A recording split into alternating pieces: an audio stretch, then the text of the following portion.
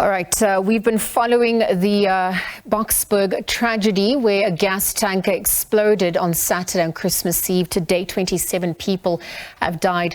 We've also seen that there have been many questions posed to, those involved. In fact, on that note, we're going to be speaking to the managing director at the ISS, Arnoux Mare, for more, perhaps to give us an update and in response from the company's side. So Arnoux, good evening, and thank you for your time here on the SABC. Good evening. It's obviously a difficult time and a lot of questions hang in the air at this point. So thank you very much for making time to speak to us today. Perhaps let's get straight into it. In an article, it was said that, in this article rather that was posted on one of the media houses, a driver that was used to drive a tanker says that there were some safety issues. And I wonder, in your response, could you, respond to that? Why did he pull off from the highway? And what was the driver then doing in a residential area? There was no safety issues that we can at this moment confirm or deny. We are still busy with an investigation into the situation. What we can obviously tell you is what we have found to this point. The driver was driving from Richards Bay to Botswana. Of course, it's a long route and he needs time to rest as well. So the driver pulled off at a approved safe zone for the vehicle. In the morning, he started the truck. He did follow the starter procedure of the truck, making it air so the air brakes can build up, checking the truck, ensuring that everything is fine.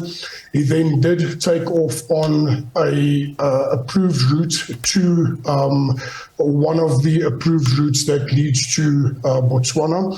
Unfortunately, he missed a turnoff and he took the next turnoff to rectify the mistake and get back onto the route. In our investigation thus far, we've driven the route he's taken, and we found no warning boards of upcoming low bridges, and there was definitely no space for this driver to be able to make a responsible U-turn. After having discussions with the driver, we ascertained that the driver did follow all the procedures as prescribed in incidents like this. We can never say that an incident goes this far, or it's very rare for incidents to actually go as far as this one did, but he did check the height of the bridge. He did make a calculated decision that the truck would fit under the bridge. He also checked whether the trailer would fit under the bridge. The unfortunate part, and I think this is the part where no normal person would be able to calculate this out of mind, the road leading into the bridge has quite a strong decline and then goes into a direct incline. Of course, that had an effect on the height of the truck and also effect of the height that was allowed by the bridge with the truck. So the truck never collided into the bridge and the front end of the trailer never touched the bridge. It was just at the back point due to the incline that the back gauge of the trailer got damaged, and this caused a gas leak. All right, Arnoux, thank you very much for contextualizing your version of events. I want to really just break down what has, been said on your end so that we can really get some clarity on the matter. Let me bring the issue of compliance and competency into the fore. Did the driver have the necessary experience in terms of driving the size of the vehicle? There were some suggestions that he doesn't usually drive trucks of that nature. I'm only asking that because I want to look at the rules and regulations around the driver's code and, what level he had he driven trucks of that largesse.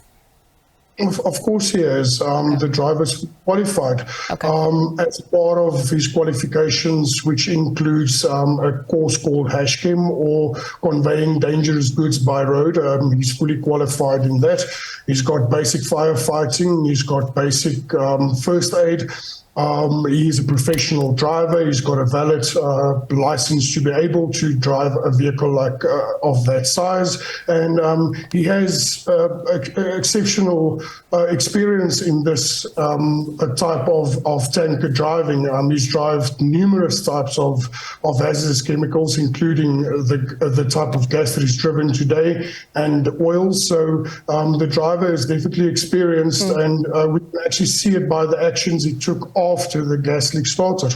Yeah, all right, thank you for that clarity. That leads me to my next question, because, you know, people are wondering, you know, whether the driver did everything in his power to mitigate against what happened, just in terms of assessing the height and the incline that you also now mentioned with the bridge. There are witnesses that can attest to that. Now, I'm only asking that because also in your statement it says, as an experienced and responsible driver, he first stopped the vehicle to establish if the truck and trailer would fit under the bridge before he drove through carefully. So in situations like that, you know, did he have a controller assigned to monitor the truck's whereabouts as well en route, perhaps because of the bridge and the height of the bridge? Perhaps you could talk to us for that, and to that rather. I'm only asking that also because routes are usually mapped out. And was it clearly mapped out at that point? Definitely. We, of course, have controllers that look at the trucks and their routes, and we do have approved routes. And as I stated previously, the driver was on the approved routes. Unfortunately, he missed one turn-off, and he tried to rectify that. But it was, as we all know, no GPS and no map app, if we can call it that, actually lists the heights of bridges and oil spillages or any other hazardous things that can happen on the route.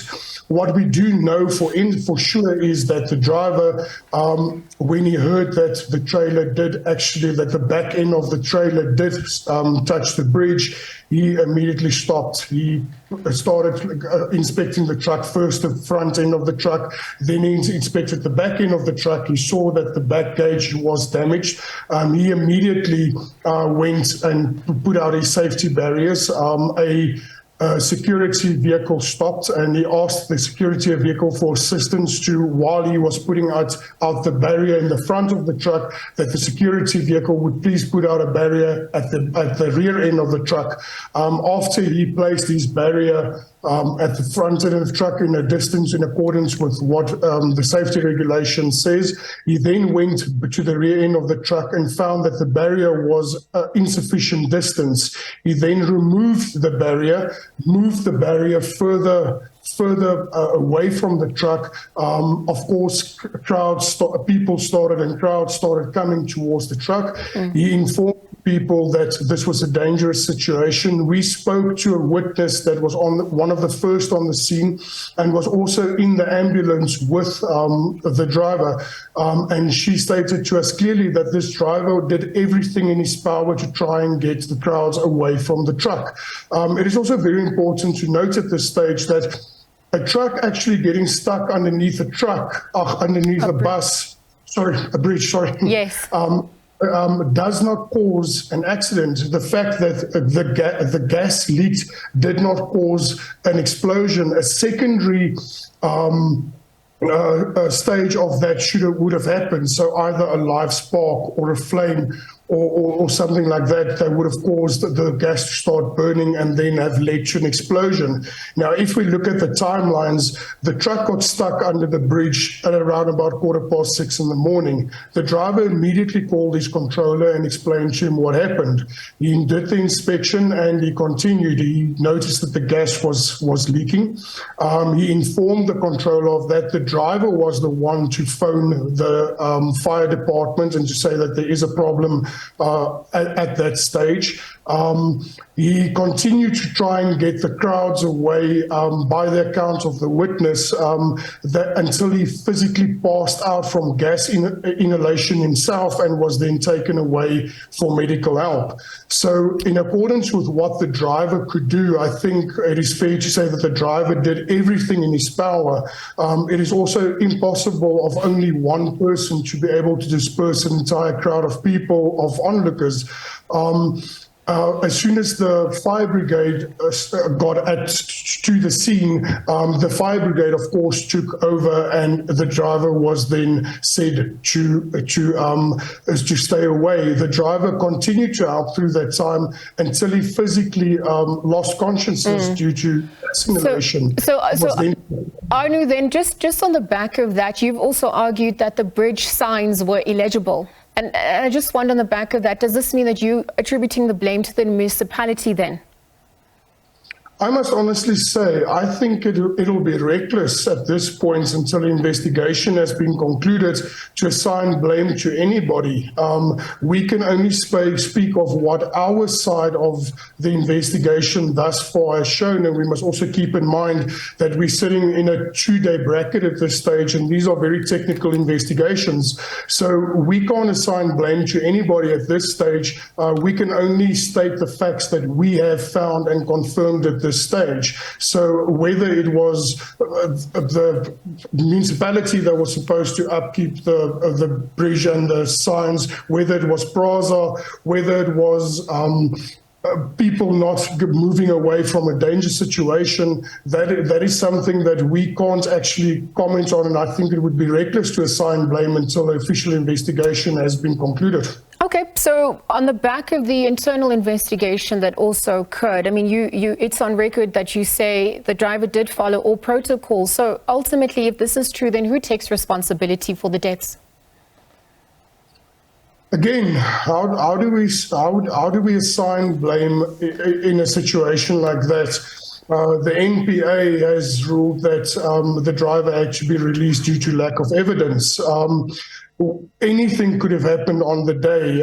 There's warning signs at gas stations and petrol stations not to use your phone for a reason. Onlookers were taking photographs. There were a lot of people around there. We wouldn't know if somebody in that stage maybe lit a cigarette, or if a car that passed might have thrown a spark. Anything could have happened in that after that 30 minutes before the flame started and the fire actually started. So I'm not at the privilege to want to make accusations, and I'm also not one that wants to speculate on what actually happened. I would rather facts, because I believe that everybody involved and everybody that got hurt would rather want facts than speculation at the end of the day. Sure, and we will respect the investigation process, but thank you for that response. Just in conclusion, we are running out of time. Perhaps you could speak to how the driver's doing. How has this impacted him personally? The death toll is now sitting at 27. Is he receiving any psychological support? Are you supporting the families who have also been affected? I actually went to see the driver personally today.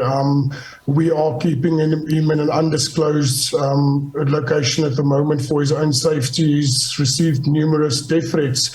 What was something that to me was very heartfelt. Obviously, when you do investigation like this, you have to be very impartial, and you can't do it on an emotional basis. You need to do it on a fact-based basis.